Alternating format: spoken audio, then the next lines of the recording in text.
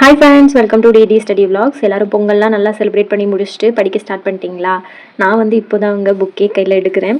1 வீக்காக வந்து படித்த மாதிரியே இல்லை. நான் வந்து 4 கேர் அகாடமியில் டெஸ்ட் பேட்ச் வந்து ஜாயின் பண்ணியிருந்தேன் அப்படின்ட்டு ஆல்ரெடி நான் ஒரு வீடியோவில் சொல்லியிருந்தேன்.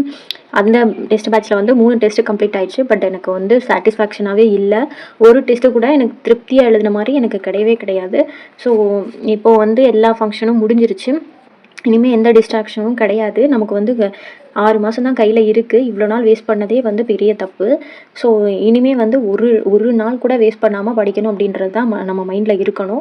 இப்போ இருந்து பார்த்தா கூட 180 டேஸ்லாம் கிடையவே கிடையாது. நம்ம கையில் 150 டேஸ், ஒரு 100 நாள் இருக்குதுன்னு நினச்சிக்கோங்க.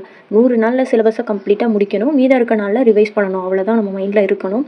அப்படி படித்தா மட்டும்தான், அதாவது வெறித்தனமாக படித்தா மட்டும்தான் வரப்போகிற எக்ஸாமை நம்மளால் கிளியர் பண்ண முடியும். இல்லைனா வந்து இந்த எக்ஸாமையும் விட்டுட்டு அடுத்து நம்ம எத்தனை வருஷம் கழிச்சு எக்ஸாம் வரும்னு தெரியாது. அப்போ இதே புக் இருக்குமான்னு தெரியாது.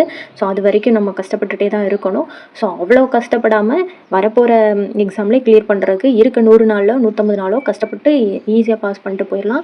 ஸோ ஒரு நாளைக்கு 8லேருந்து 10 மணி நேரம் வந்து கண்டிப்பாக நம்ம படித்தே ஆகணும். பிடிக்குதோ பிடிக்கலையோ ஒரு 10 மணி நேரம் படித்தா மட்டும்தான் புதுசாக படிக்கிறவங்களாம் சிலபஸை கவர் பண்ண முடியும். ஆல்ரெடி படித்தவங்க மினிமம் ஒரு 8 ஹவர்ஸ் ஆச்சும் படிக்கணும். வந்து 4 கேர் அகாடமியில் டெஸ்ட் பேட்ச் ஜாயின் பண்ணியிருந்தேன் அப்படின்ட்டு லாஸ்ட்டாக போட்ட வீடியோவில் நான் சொல்லியிருந்தேன். அதில் வந்து இது வரைக்கும் 3 டெஸ்ட்டு கம்ப்ளீட் ஆயிருக்கு. ஸோ 3மே வந்து எனக்கு திருப்தி எழுதுன மாதிரி கிடையவே கிடையாது. ஏதோ படித்தோம், அட்டன் பண்ணோம், அந்த மாதிரி தான் இருந்துச்சு. எனக்கு வந்து ப்ராப்பராக டெஸ்ட்டு அட்டன் பண்ணுறதுக்கு கூட டைம் கிடைக்கல. ஸோ அதனால் நான் என்ன முடிவு பண்ணியிருக்கேன்னா, இனிமேல் வரப்போகிற எக்ஸாமில் ஒவ்வொரு டெஸ்ட்டையுமே வந்து நான் குரூப் 4 எப்படி எழுதுவேனோ அந்த மாதிரி ஒரு சீரியஸாக எடுத்துக்கிட்டு படித்து எழுதணும் அப்படின்ற ஒரு மைண்ட் செட்டில் இருக்கேன். இவ்வளோ நாள் வந்து எனக்கும் படிக்கிறதுக்கும் டெஸ்ட்டு போடுறதுக்கும் எதுக்குமே வந்து ப்ராப்பராக டைம் கிடைக்கல. அது நான் சொல்லிக்கிட்ட ஒரு ஷாக்கு தான். இருந்தாலுமே வந்து நான் வரப்போகிற டெஸ்ட்டை நல்லபடியாக எழுதணும், நல்லபடியாக படிக்கணும் அப்படின்னு என் மைண்டில் இருக்குது. ஸோ நெக்ஸ்ட்டு டெஸ்ட்டு வந்து 26/1/2025 வரப்போகிற டெஸ்ட் இருக்குது. அதாவது கம்மிங் சண்டே எனக்கு டெஸ்ட் இருக்குது. ஸோ அந்த டெஸ்ட்டுக்கு என்னென்ன போர்ஷன் பார்த்தீங்கன்னா 9th தமிழ் ஃபுல்லாக, அதில் இருக்க 1 வேர்ட்ஸ் ஃபுல்லாக பார்க்கணும். அதுக்கப்புறம் ஜிஎஸ்ல என்னென்னு பார்த்தீங்கன்னா unit 3 Indian history and INM, இது ரெண்டையும் சேர்த்து.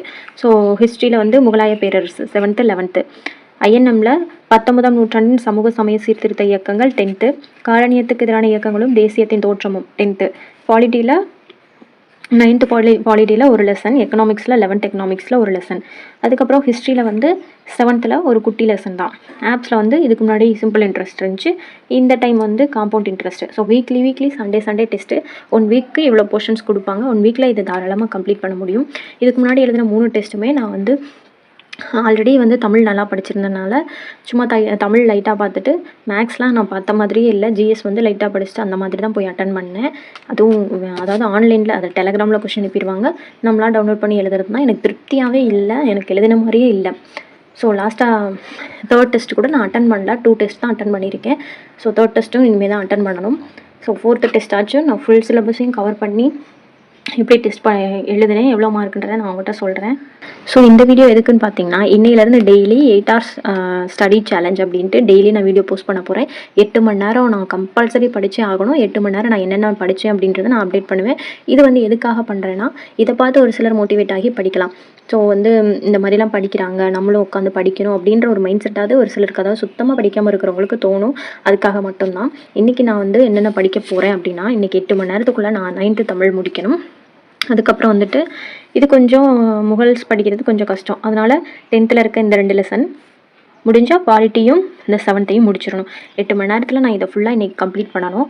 ஸோ இப்போ டைம் என்னென்னு பார்த்தீங்கன்னா 9:52, அதாவது 10ன்னு கூட வச்சுக்கலாம். 10லேருந்து இன்றைக்கி ஃபுல்லாக 8 மணி நேரம் எப்படி ஸ்ப்ளிட் பண்ணி வேணும்னாலும் படிச்சுக்கலாம். ஆனால் 8 மணி நேரத்துக்குள்ளே நான் 9th தமிழ் ஃபுல்லாக கம்ப்ளீட் பண்ணியிருக்கணும். ஐஎன்எம்மில் 2 லெசன் படிக்கணும், 9th பாலிட்டியில் ஒரு லெசன். அதுக்கப்புறம் வந்துட்டு தமிழ்நாடு ஹிஸ்ட்ரி யூனிட் 6ல் 7வது இதில் இருக்க தமிழ்நாட்டில் கலையும் கட்டிடக்கலையும் அப்படின்ற ஒரு லெசன் முடிக்கணும். இதை நான் படிச்சிட்டேனாலே half of the test portions வந்து எனக்கு கம்ப்ளீட் ஆயிரும். பேலன்ஸ் இருக்கிறத வந்து நான் இன்னும் ஒரு வாரம் எனக்கு டைம் இருக்கும். ஸோ அதை நல்லாவே படிச்சுக்கலாம். ஸோ இதை நான் இன்றைக்கி முடிச்சேனா இல்லையா அப்படின்றத நான் கண்டிப்பாக அடுத்த வீடியோவில் சொல்கிறேன். ஸோ இதை வந்து எதுக்காக நான் சொல்கிறேன்னா, இதை பார்த்து ஒரு சிலர் படிக்க உட்காரலாம், அதுக்காக மட்டும்தான் நான் இந்த வீடியோ போடுறேன். டைமர் செட் பண்ணிவிட்டேன், 8 hours வந்து செட் பண்ணியிருக்கேன். 8 hoursக்குள்ளே வந்து நான் என்னென்ன கம்ப்ளீட் பண்ணணும் அப்படின்றத ஆல்ரெடி சொல்லியிருக்கேன். இப்போ நான் காமிச்சிடுறேன் என்னென்ன படிக்கணும் அப்படின்றத. 1 வீக்குரிய போர்ஷன் வந்து நான் சொல்லியிருந்தேன் 26ஆம் தேதி டெஸ்ட்டு. இதில் வந்து நான் 9th தமிழ் ஃபுல்லாக கம்ப்ளீட் பண்ணணும். 9th தமிழ் வந்து இதுதான். 9th தமிழில் 9 இயல் இருக்குது, அதை ஃபுல்லாக நான் படிக்கணும். சிலபஸில் என்னென்ன இருக்கோ அதை மட்டும் தான் படிக்க போகிறேன். அதுக்கு சிலபஸில் இருக்க அதாவது தமிழுக்குரிய வேர் டு ஸ்டடி நான் ஆல்ரெடி 4Care அகாடமி வந்து போட்டிருந்தாங்க. அதவே நான் வந்து டெலகிராம் குரூப்பில் ஷேர் பண்ணியிருந்தேன். அதை வச்சு தான் நான் படிப்பேன். ஸோ 9th தமிழில் சிலபஸில் இருக்க போர்ஷன் மட்டும் படிக்க போகிறேன். அதுக்கப்புறம் வந்துட்டு 10th இந்த ஹிஸ்ட்ரி அதாவது முகலாய பேரரசை வந்து இப்போ நான் படிக்க போகிறதுல இந்த 2 லெசன் படிக்க போகிறேன்.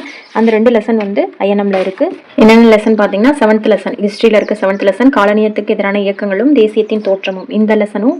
இது வந்து 19ஆம் நூற்றாண்டில் சமூக சமய சீர்திருத்த இயக்கங்கள் இந்த லெசன்.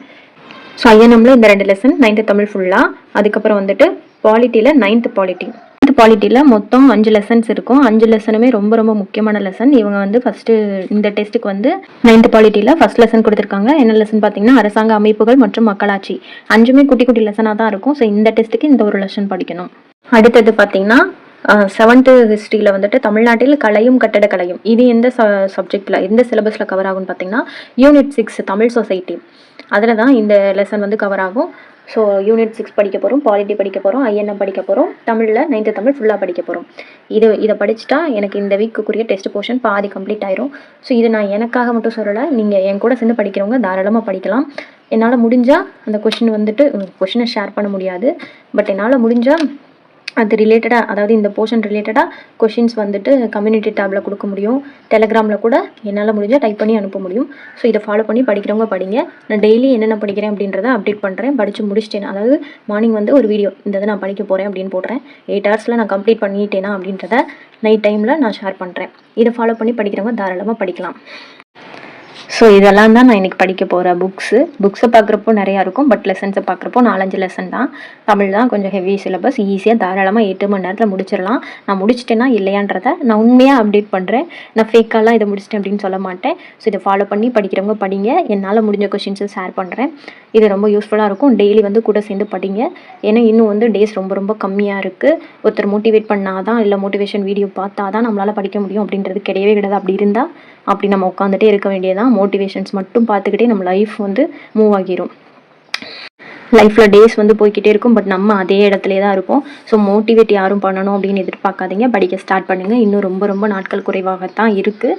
ஸோ இன்றைக்கி படிக்க வேண்டிய போர்ஷன் இது. கண்டிப்பாக வந்து நீங்கள் இதை ஃபாலோ பண்ணி படிப்பீங்கன்னு நினைக்கிறேன். அப்படி ஃபாலோ பண்ணி படிச்சிங்கன்னா லைக் பண்ணிவிட்டு கமெண்ட் பண்ணுங்கள். டெய்லி நம்ம சேர்ந்து படிக்கலாம். வீக்லி வந்துட்டு டெஸ்ட் அட்டன் பண்ணலாம். ஸோ இது யூஸ்ஃபுல்லாக இருந்துச்சுன்னா லைக் பண்ணிவிட்டு ஒரு கமெண்ட் பண்ணுங்கள். நெக்ஸ்ட் ஒரு வீடியோவில் பார்ப்போம். டாட்டா பாய்.